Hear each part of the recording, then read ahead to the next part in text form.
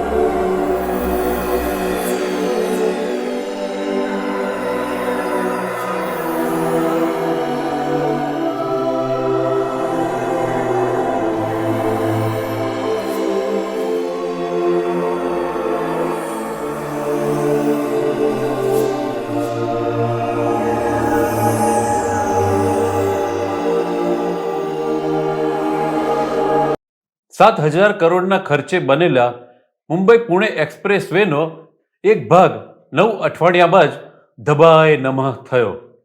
મે મહિનામાં પ્રધાનમંત્રી મોદીએ જ એક્સપ્રેસ વેનું ઉદ્ઘાટન કર્યું હતું.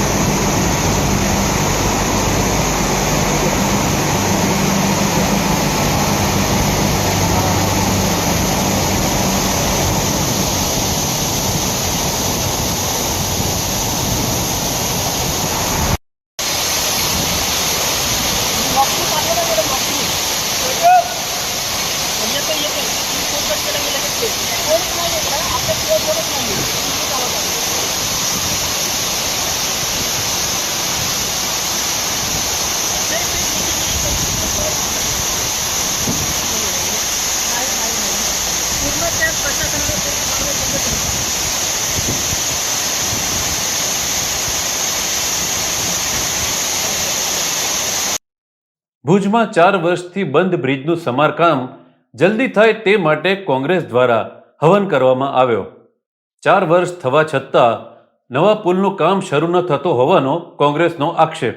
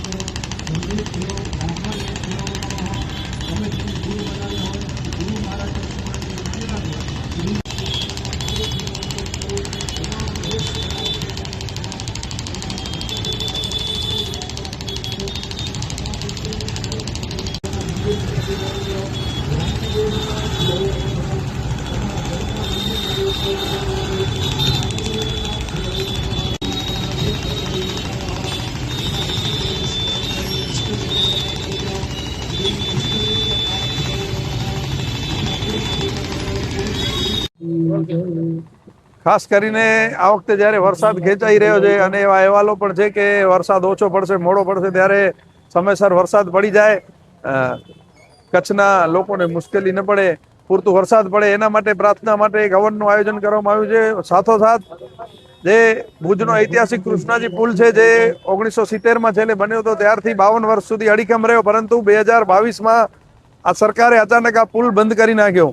આજે 4 વર્ષ થઈ ગયા. ટ્રિપલ એન્જિન સરકારની વાતો કરતી આ ભારતીય જનતા પાર્ટી, જેની નગરપાલિકામાં શાસન ભાજપનું છે, સાંસદ ધારાસભ્ય એમના છે, રાજ્ય સરકાર કેન્દ્ર સરકાર એમની છે, છતાંય પણ જો 4 વર્ષથી એક નાનકડા પુલનું નિર્માણ નથી થતું. આજે દુનિયા જ્યારે સમુદ્રમાંથી ટનલ બનાવી રહી છે, રસ્તા બનાવી રહી છે, ત્યારે આપણે એક નાના પુલનું નિર્માણ નથી કરી શકતા. આનાથી મોટી નાલેસી બીજી કોઈ હોય નહીં. આ ભાજપ માટે એક શરમજનક વાત છે.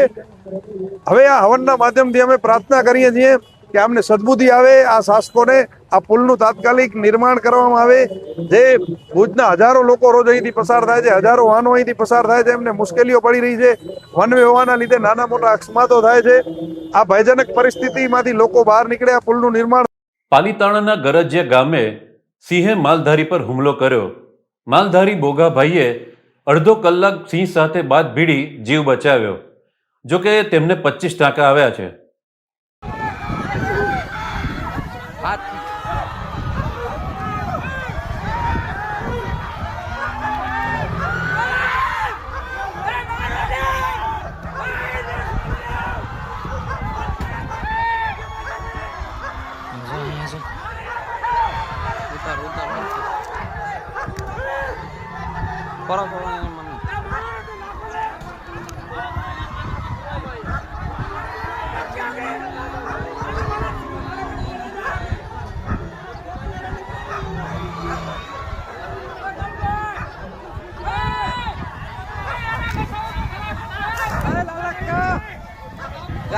તમને ફાટી નાખશે કદમ.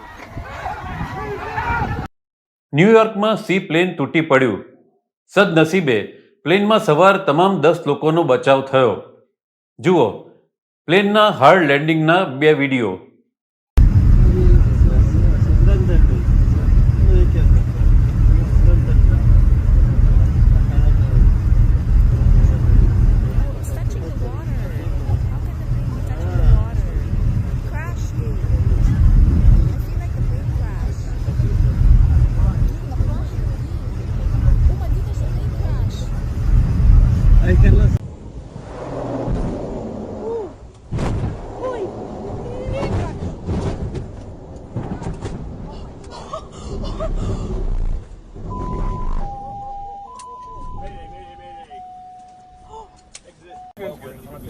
Pontoon's good. What's happened?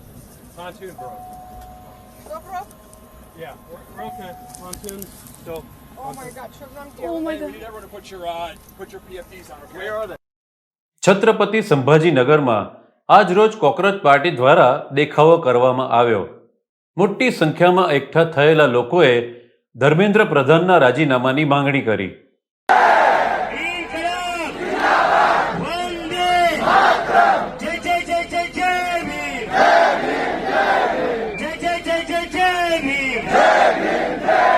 Chhatrapati Shivaji महाराजांचा.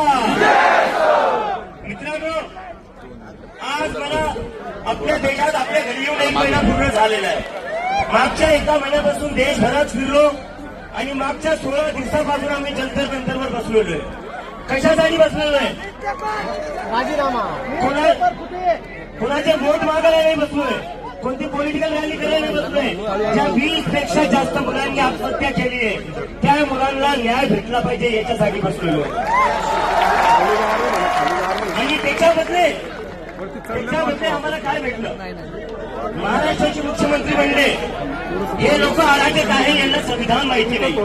संविधान हातात घेऊन चालतोय आणि सोबतच असणार आहे. मुख्यमंत्री साहेबांना विचारायचंय, सकाळी 5 वाजता संविधान लिहिलं होतं की शपथ घेऊ शकता.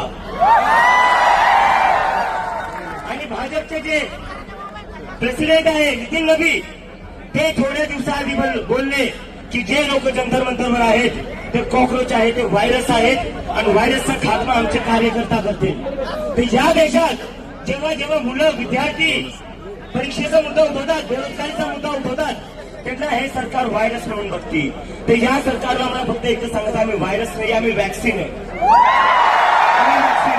आम्ही व्हायरस नाही, व्हायरस तुम्ही लोक आहे ज्यांनी पुरी कीड लावून ठेवली या देशाच्या एज्युकेशन सिस्टमला. धर्मेंद्र प्रधान ते थोड्या दिवसाआधी बोलले जे लोक जंतर मंतरवर बसलेले ते दहशतवाद्यांची, ते आतंकवाद्यांची बी टीम आहे. धर्मेंद्र प्रधानला मला म्हणायचंय, आमच्यामुळे पेपर फुटणे झाली आहे, आमच्यामुळे कोणी जीव नाही दिलेला आहे, तुमच्यामुळे 20 पेक्षा जास्त मुलांनी जीव दिलेला आहे. तर जर आतंकवादी कोणी आहे तर धर्मेंद्र प्रधान आहे. तुमच्यामुळे लोकांचे जीव गेलेले. आणि मी आज सकाळी दिल्लीवरून आलोय. आता लगेच हा कार्यक्रम झाला की मी दिल्लीला वापस चाललोय, कारण की हे आमचं जे दिल्लीतलं आंदोलन आहे ते धर्मेंद्र प्रधानचा राजीनामा झाल्याशिवाय आम्ही वापस घेणार नाही. आणि हे फक्त नीटसाठीच नाहीये, गैरसमज करून घेऊ नका. फक्त नीटसाठी नाही, नीटच्या मुलांची आत्महत्या झालेल्या आहे त्यामुळे आम्ही त्यांचा आवाज उठवतोय. पण देशाची सगळी शिक्षण व्यवस्था एकंदरीत कोलांडली आहे, आपली पूर्ण कोलॅप्स झालेली आहे. ती सुधारण्याची सुरुवात आहे. ભારે વરસાદને પગલે મુંબઈનો નાલા સોપારા રેલવે ટ્રેક પાણીમાં ગરકાવ થઈ ગયો. ટ્રેક પર પાણી ભરાઈ જવાને કારણે હજારો મુસાફરોને હાલાકી ભોગવવી પડી.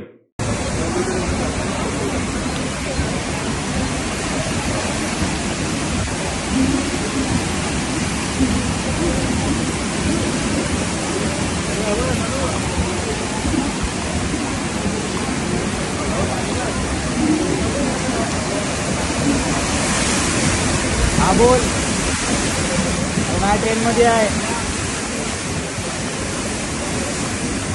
अरे तो मोठा बायला सोडली ना तिथे ट्रेनवाल्याकडे,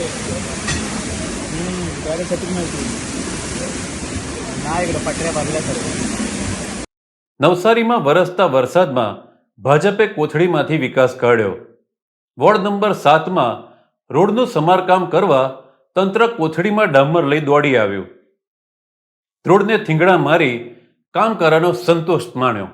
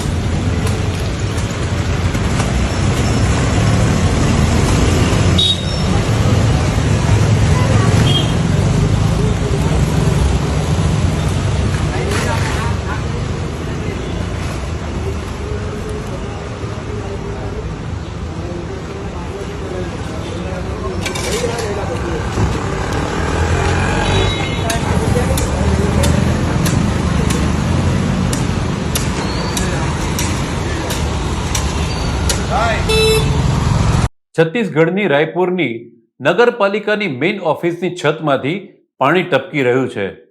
કટકીખોરોએ ટપકતા પાણીથી બચવા માટે ઓફિસમાં ઠેર ઠેર કુંડા મૂકી દીધા છે. એક કુંડા કૌભાંડ કે નામ.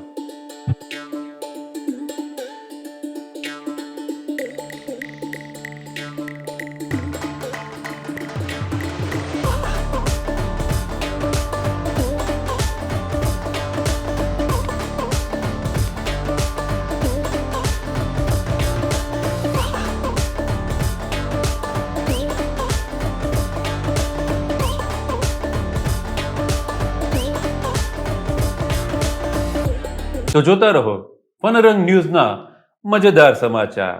હું રવિ બારોટ, તમારો યાર.